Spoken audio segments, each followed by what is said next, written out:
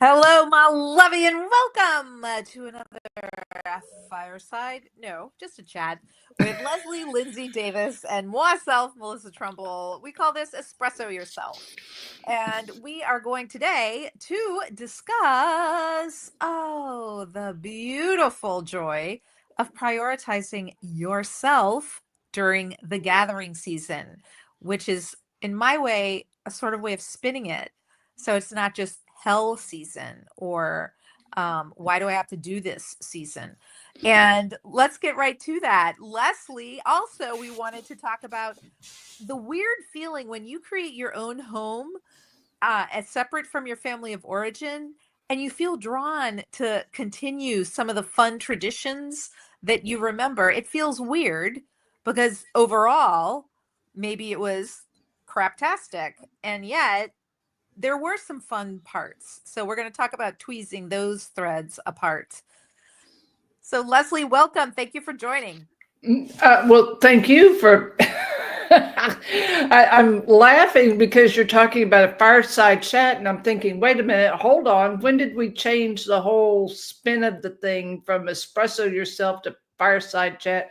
But you know what? I will go along with anything as long as it's you and I having a conversation. I don't care. But you know what? I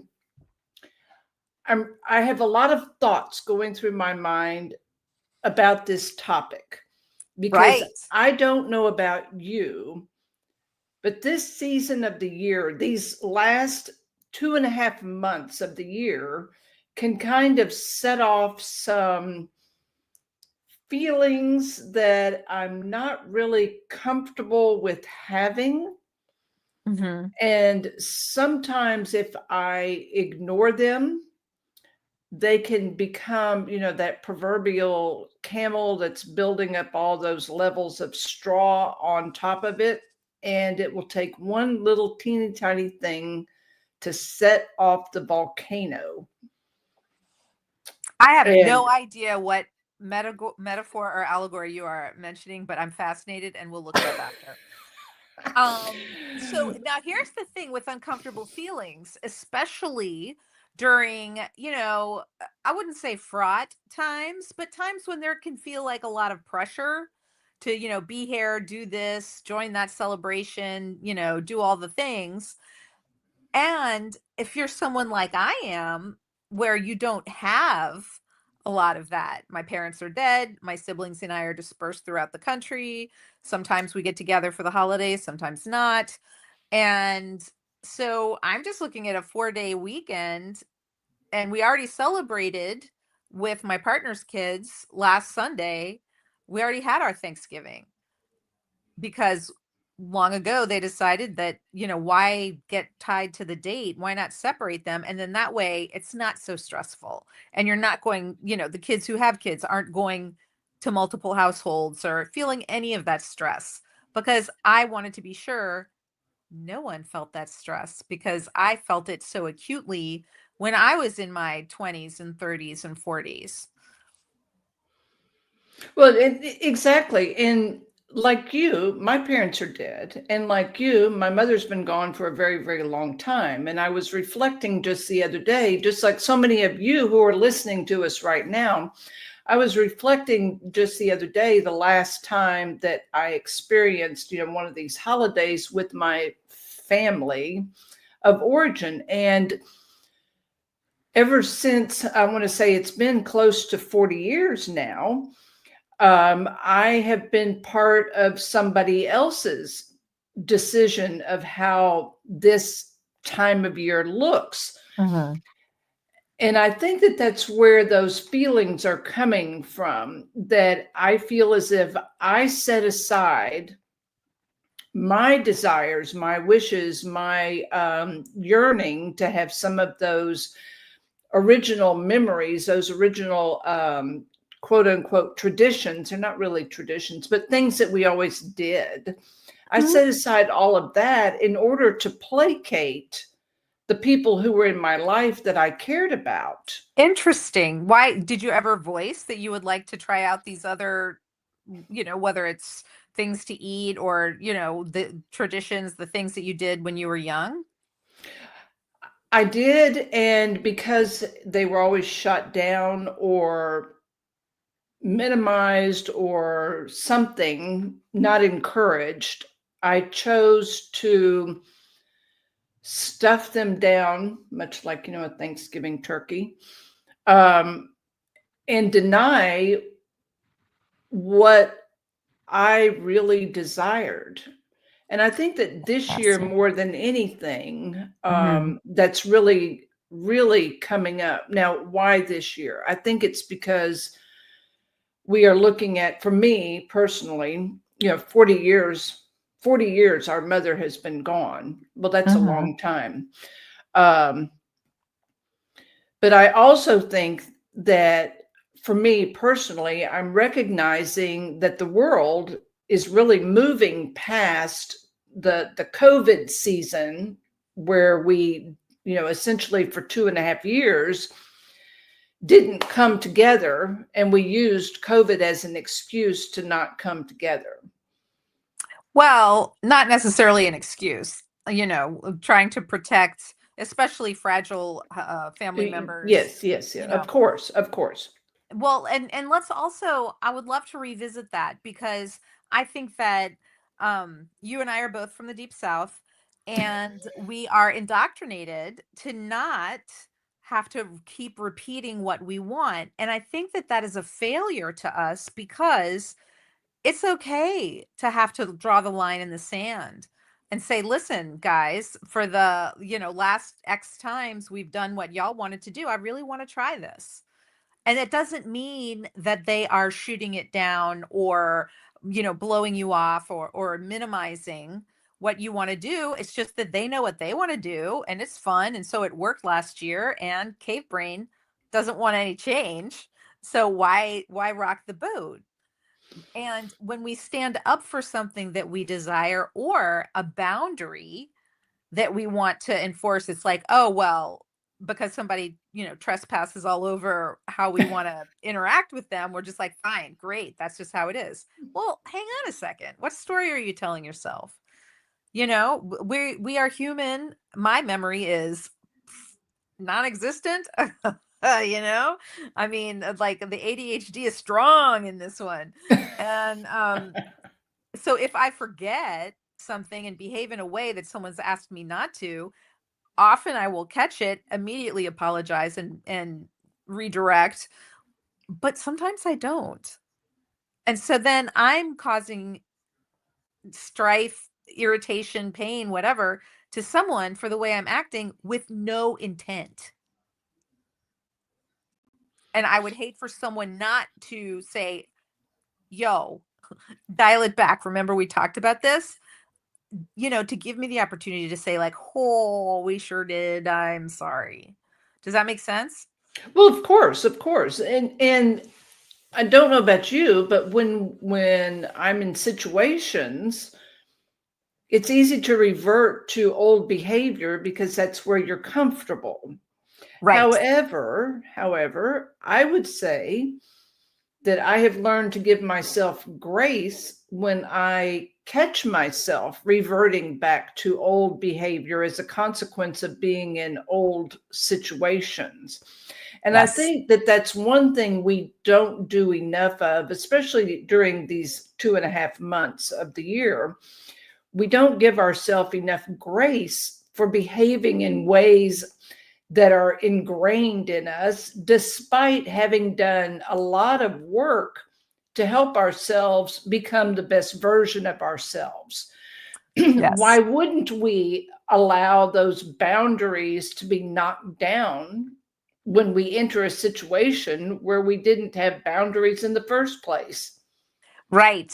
Oh my gosh, I could not agree with you more. And when you have that subconscious script of how life should be that is formulated when A, you're too young to know right from left, and B, in a limited world, like you're there with your family, your caregivers, your schooling, and that's all you know.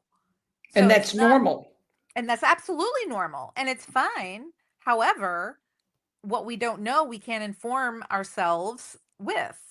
And so some of the opportunities for joy and happiness and function and living a beautiful life are just simply not available, and not out of anything evil or nefarious. It's just because our purview is limited, when before we're 12 years old.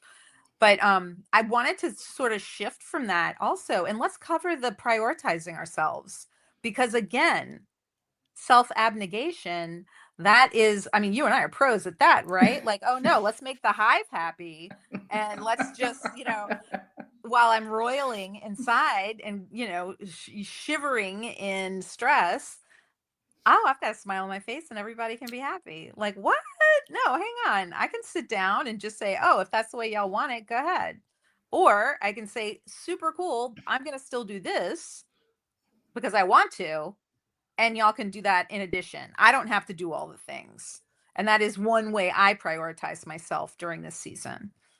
Well, the other thing is, one of the things that I tell people, especially in the book, You Can't Eat Love, is practice. Yes. If you know that you're going into one of these situations where, all of that angst and all of that anxiety and all of that old stuff is going to come up, and you know that you're going to be Yeah. encountering people that are going to set off, whatever it is inside of you, sit down and even get pen and paper and practice what you want that situation to look like. Yes. Yes. And may I offer, if that sounds, too abstract or unusual, think about the movie of your life. Who is the performer that you want to play the role of you? And what traits do they bring to that performance? And how will they enact that scene? Exactly, because truthfully, we are all actors in our own life. And Right. let us claim the role, the starring role of starring actor, not reactor, Exactly. in our life. And what do actors do? They practice, they read through the script, they act out the script. They do all of these things so that when it's time to perform, they are able to do the best of their ability. So when we are heading into these situations and we know that we're going to encounter the people, and we know that we're going to encounter the foods or the atmosphere or whatever it is, if we have a plan, even if we don't enact the plan perfectly, we at least go into it with a plan. And I guarantee that we're going to come out on the other side feeling as if we had more level of control, more level of a boundary, and that we did prioritize ourselves better than we would have in the past if we had not made a plan, decided to prioritize ourselves. But Right. the other thing is, you mentioned this just a moment ago, let's stop telling ourselves the stories that other people are making up. We don't know their story. We don't know what they're saying. Nope. Stop making up the stories. Deal with your story and remember what you were trying to do. And if we're Mhm. honest with our intentions, then we're going to be kind and caring and considerate, not just to ourselves, but to other people. So get honest Exactly. with your intentions also. I love that. And, as we wrap this up, I just want to remind people that determining how you're going to respond in advance, that is authentically you, because you're going to take the reaction moment out of it, the feeling of like, oh my gosh, here we go again. Person X is going to trample all over anything that I suggest because XYZ. Well, hang on a second. They are dealing with their own lizard brain. Lizard brain wants what already happened. They want it to be the same. And so their baseline of whatever that sameness is, no matter how unpalatable it may be to you, well, that's their comfort zone. Okay. They're not doing anything willful or malicious. They're not trying to scheme against you necessarily. Maybe they are. However, why not just give them the benefit of the doubt? Be like, I understand. Tell me more about why you want that so badly. Tell me more about why doing this instead of that is not sitting well with you. And so don't use loaded language. Keep curious and calm, but have the dialogue, and it'll feel weird as hell when you first start doing that. It's going to feel strange because it's a new behavior, and that's okay. And I love that you mentioned curious and calm, because if you can simply ask the person, I'm just curious, what is it that you are trying to do? And I tell people, let's try not to ask why questions, because why questions come from the lizard brain that has no language. Ask Mhm. what and how questions. Ooh, I like that. Yes, yes, And yes, they yes. and then they can answer a what or a how question. Exactly. And it could be, it makes me feel good.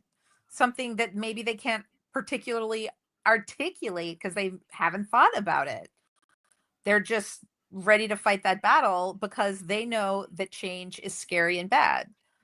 So then if you Exactly. can be curious together and come to a way of, I don't know, putting a new situation together, then there you go. You're inching towards what you want.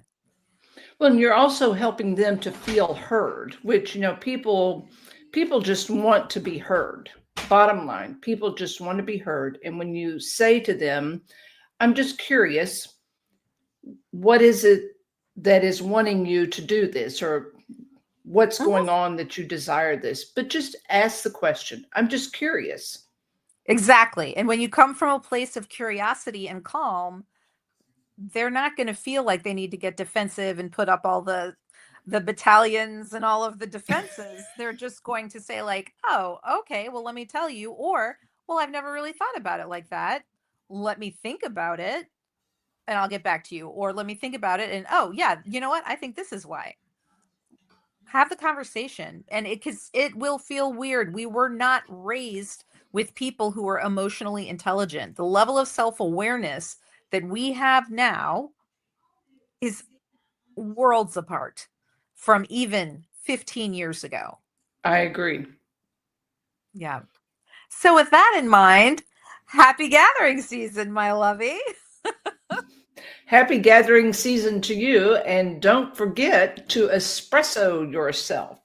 Indeed. Hugs, hugs, hugs.